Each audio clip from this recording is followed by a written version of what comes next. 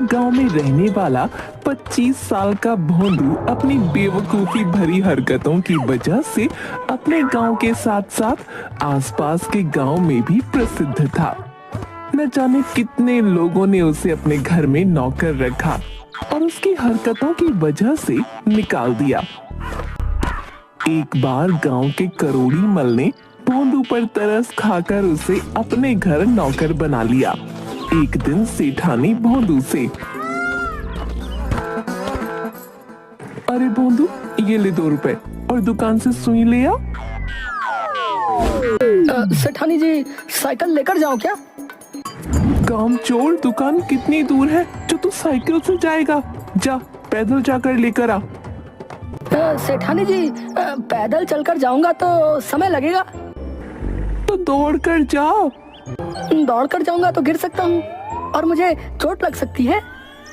अरे महाराज, पैदल जा, दौड़ कर जा, सो कर जा, जैसे भी जा, बस दुकान पर जा और सुई लेकर वापस आ। जी सेठानी जी, अभी जाता हूँ, लेकिन पैदल ही जाऊंगा ताकि सही सलामत वापस आ जाऊं और आपको मेरी वजह से कष्ट ना हो। सेठानी गुस्से में भोंदू की तरफ देखती है और भोंदू पैदल ही गांव की दुकान पर सेठानी के लिए सुई लेने निकल जाता है। दुकान पर पहुंचकर भोंदू दुकानदार से, सेठ जी, एक सुई दे दो। सुई छोटी दूं या मोटी दूं? अगर सुई छोटी ली तो सेठानी गुस्सा करेंगी और अगर सुई मोटी ली तो बहुत भारी हो जाएगी। ले कैसे जाऊंगा? एक काम करता हूँ, सेठानी से मार खाने से अच्छा है कि मैं मोटी सुई ले लेता हूँ और रही ले जाने के बाद तो कोई ना कोई तो जुगाड़ में लगा ही लूंगा। अरे भाई, क्या सोच रहे हो? कौन सी सुई दे दूं, छोटी या मोटी? सेठ जी, मोटी सुई दे दो, मोटी। ये लो मोटी सुई है, संभाल कर ले जाना। अच्छा, बहुत भारी है सुई। सेठ जी, 2 मिनट अपने पास ही रखो ये सुई, मैं इसको ले जाने का कुछ इंतजाम करके आता हूँ। मालकिन भी ना कुछ भी मंगवा लेंगी और सारा इंतजाम मुझे ही करना पड़ता है। भोंदू सड़क पर खड़ा हो जाता है। तभी उसे गांव का झींगा अपनी बैलगाड़ी पर घास लेकर उस तरफ आता नजर आता है। अरे ओ झींगा, झींगा भाई, किधर जा रहे हो? मैं तो तुम्हारे करोड़ी मल के घर के आगे जाने वाला हूँ। भाई, मेरी मदद कर दो जरा। हाँ हाँ, बोलो बोलो, क्या मदद चाहिए तुम्हें? झट से बैलगाड़ी पर बैठकर, वो सामने दुकान के बैलगाड़ी लगवा दो। अरे भाई, जल्दी से सुई को बैलगाड़ी पर रखवा दो। हाँ हाँ, जरूर भाई। भाई झींगा, सेठानी ने मोटी सुई मंगाई है, वही लेकर जानी है। मोटी है इसलिए भारी है। क्या तुम इसे अपनी बैलगाड़ी में रखकर सेठ जी के यहाँ पहुँचा दोगे? इसे पहुँचाने में फिर आसानी होगी। अरे सुई भी रख लो और तुम भी बैठ जाओ। नहीं नहीं, तुम बस ये सुई रख लो, मैं तो पैदल ही ठीक हूँ। ज्यादा वजन बैलगाड़ी पर सही नहीं। ठीक है, रख दो। भोंदू सुई घास के बंडल पर रख देता है और खुद बैलगाड़ी के साथ दौड़ता हुआ करोड़ी मल की हवेली के पास पहुंच जाता है। भाई झींगा, तुम जरा रुक जाओ, मैं अंदर से किसी को बुला कर लाता हूँ सुई उतरवाने के लिए। क्या मूर्ख आदमी है ये, है? इतनी सुई उतारने के लिए आदमी बुलाने गया है।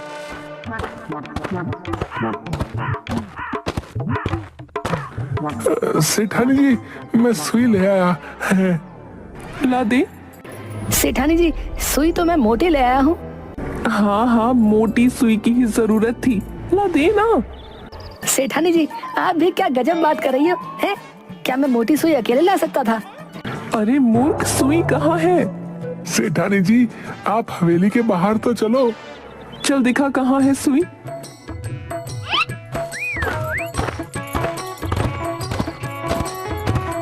भोंदू सेठानी को लेकर हवेली के बाहर जाता है और बैलगाड़ी की तरफ इशारा करते हुए कहता है, सेठानी जी, इसमें रखिए सुई, उतरवा लो जरा। तू सुई बैलगाड़ी में लेकर आया है? और नहीं तो कैसे लाता, मोटी सुई भारी जो होती है। सेठानी अपना सर पकड़ लेती है। चल निकाल, कहाँ रखी है तूने सुई? सेठानी जी, आप जानती हैं ये झींगा बहुत अच्छा इंसान है। इसने किराए का एक भी पैसा नहीं लिया और फ्री में ही सुई हमारी हवेली तक छोड़ने आ गया। भोंदू जल्दी उतार अपनी सुई, है मुझे देर हो रही है। और हाँ, भाड़ा भी लेते आना, पूरे 50 रुपए। अरे भोंदू, कहाँ है सुई?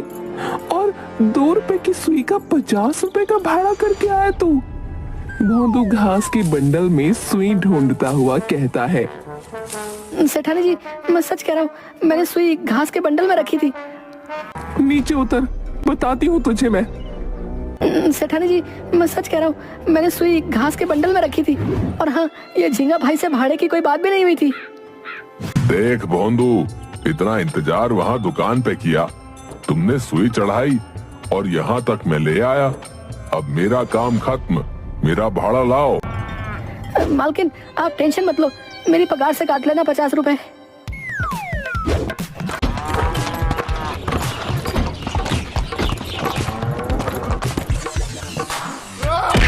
सेठानी भोंदू को डंडे लगाती है। तेरे पास अक्ल नाम की चीज है कि नहीं? इतनी सी सुई लाने के लिए तुझे बैलगाड़ी चाहिए, साइकिल चाहिए, और सुई को घास के ढेर पर रख दिया। या तो तू पागल है या मुझे पागल करना चाहता है। सेठानी जी, मेरी क्या गलती है? मैं तो मोटी सुई लाया था, वो भारी थी इसलिए मैंने बैलगाड़ी में रख दी थी। मुझे क्या पता था कि वो घास में खो जाएगी। हे राम जी, ये सेठ जी ने कहाँ फंसा दिया मुझे? कैसा पागल नौकर लाए मेरे माथे मर दिया।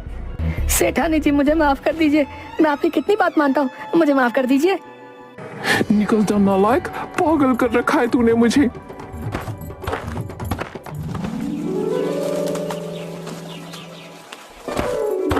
सेठानी को शाम के समय योगा करने की आदत थी। दोपहर को सोने के बाद वो उठकर अपने कमरे में ही योग करती थी और उसके बाद बाहर जाती थी। एक दिन दोपहर के समय, भोंदू मेरी बात ध्यान से सुन, दोपहर को आराम करने के बाद मेरे कमरे के बाहर की अच्छी तरह सफाई करना, वहाँ बहुत जाले लगे हैं। जी सेठानी जी, आपके उठने के पहले मैं सब साफ कर दूंगा। ध्यान रहे कोई गड़बड़ी ना हो, वरना अच्छा नहीं होगा। मैं तो कभी कोई गड़बड़ी नहीं करता। सेठानी जी, आपको ही मेरे काम में गड़बड़ लगती है। जितना कहा है ना उतना कर। सेठानी अपने कमरे में आराम करने चली जाती है।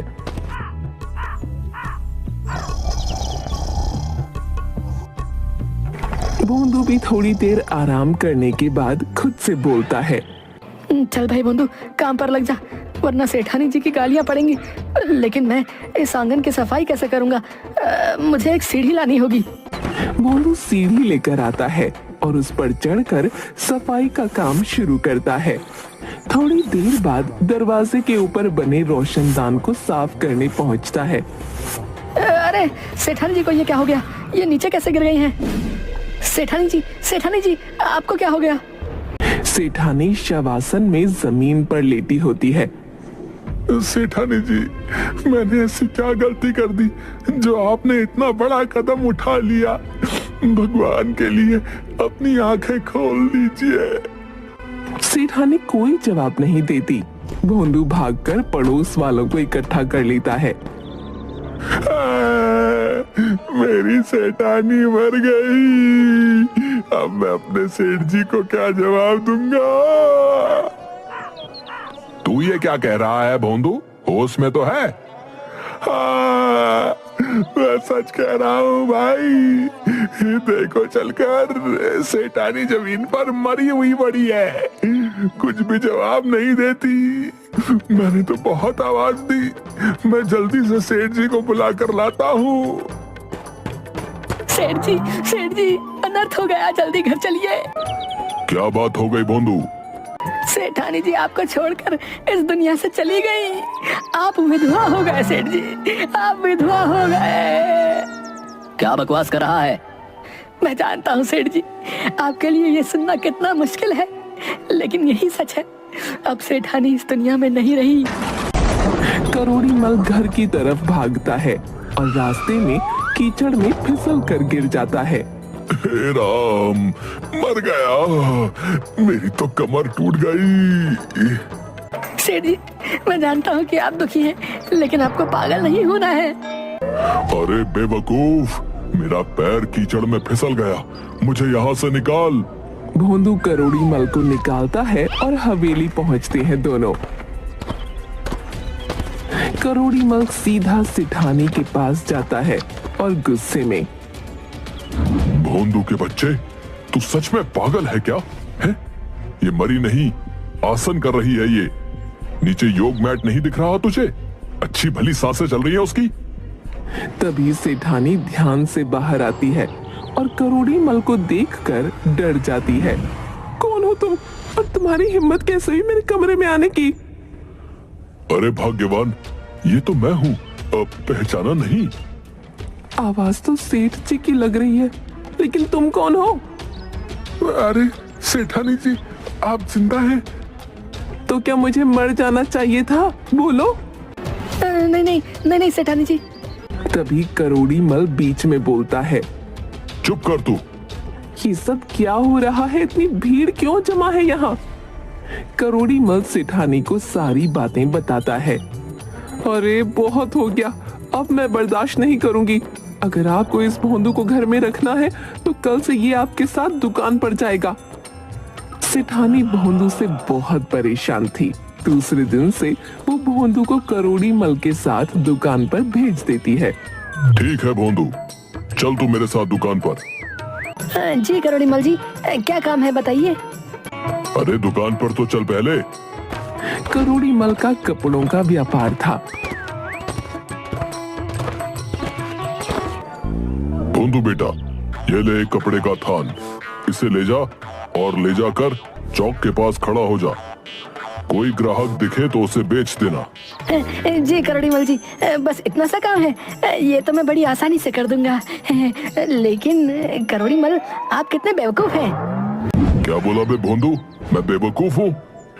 मेरा मतलब है करोड़ी मल, आपने मुझे कपड़े का थान तो दे दिया, लेकिन ये नहीं पता है कि कपड़े का थान बेचना कितने में है।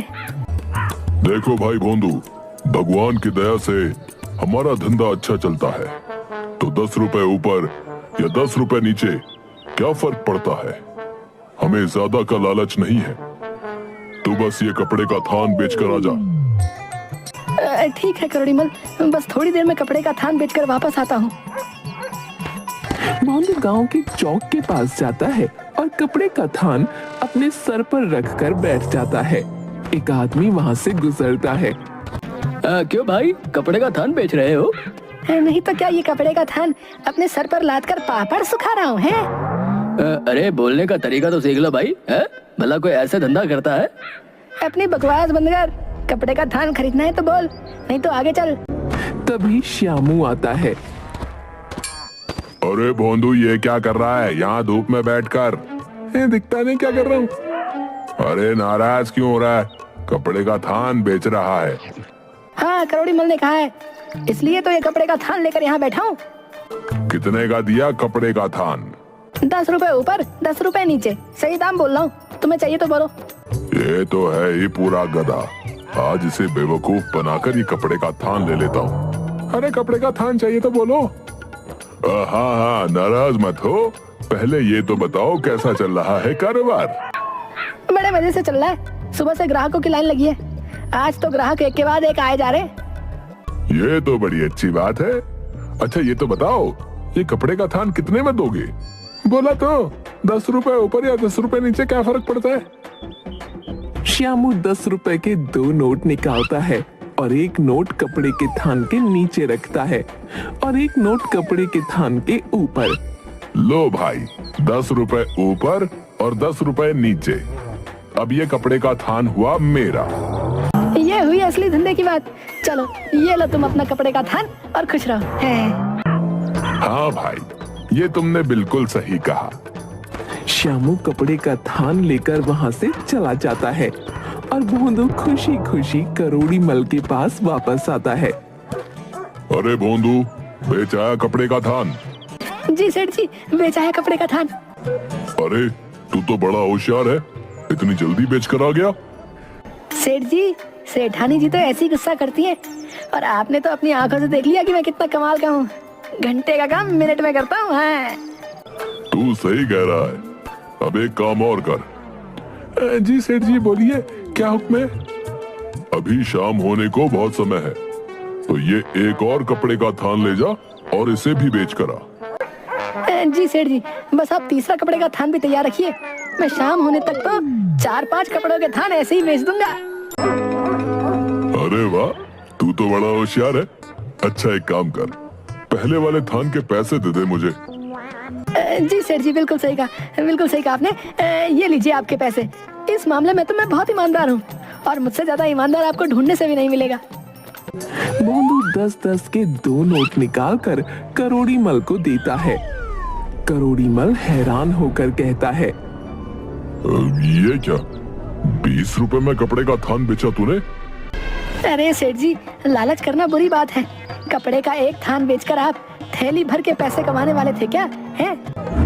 अरे बेवकूफ, ये तो सिर्फ 20 रुपए है। सेठ जी हिसाब लगा लो आप। आपने तो कहा था 10 रुपए ऊपर या 10 रुपए नीचे में थान बेचना। आपने तो ये भी कहा था कि कोई फर्क नहीं पड़ता 10 रुपए ऊपर या 10 रुपए नीचे। मैं तो दोनों तरफ के 10-10 लाया हूँ। अरे पागल, तूने तो मेरा सत्यानाश कर दिया। सेठ जी, ये आप क्या कह रहे हो? आपने जैसा कहा था मैंने तो वैसा ही किया। सही कहती है तेरी सेठानी। तू तो है ही पागल, एक नंबर का नालायक। निकल जा यहाँ से और दोबारा अपनी शक्ल मत दिखाना। ठीक है सेठ जी, मेरा हिसाब कर दो। तेरा हिसाब क्या कर दूं मैं? है मैंने मेहनत से काम किया है सेठ जी, जैसा आपने कहा था वैसा ही किया है। मुझे मेरे पैसे दे दो। रुक जा, अभी देता हूँ तेरे पैसे। करोड़ी मल भोंदू की पिटाई करता है और उसे दुकान के बाहर निकाल देता है। आ गया बेटा। आ तो गया माँ, लेकिन मुझे करोड़ी मल का हिसाब कुछ समझ नहीं आ रहा है। क्यों, क्या हुआ? उस करोड़ी मल ने मुझसे बेईमानी कर ली। पैसे तो दिए नहीं और मेरी कमर अलग से तोड़ दी। एक नंबर का बेईमान है वो। क्या बेईमानी की करोड़ी मल ने? बता मुझे। भोंदू अपनी माँ को सारी बात बताता है। अरे बेवकूफ, न जाने कहां से तू पैदा हुआ रे। तूने तो मुझे दुखी कर रखा है। सारा गांव मुझ पर हंसता है। माँ तुम ऐसे मत कहो, मैंने क्या गलती की है? अरे मूर्ख, तू क्या जाने मैंने तुझे कैसे पाला है, कितने दुखों से तुझे पाला है। तुझे हमेशा मैंने ताजा खाना खिलाया कि कहीं तेरी अक्ल कम ना हो जाए, लेकिन तू है कि कुछ समझता ही नहीं। भोंदू अपनी बेवकूफी भरी हरकतों से ऐसे ही गांव वालों और अपनी माँ को परेशान करता रहता था।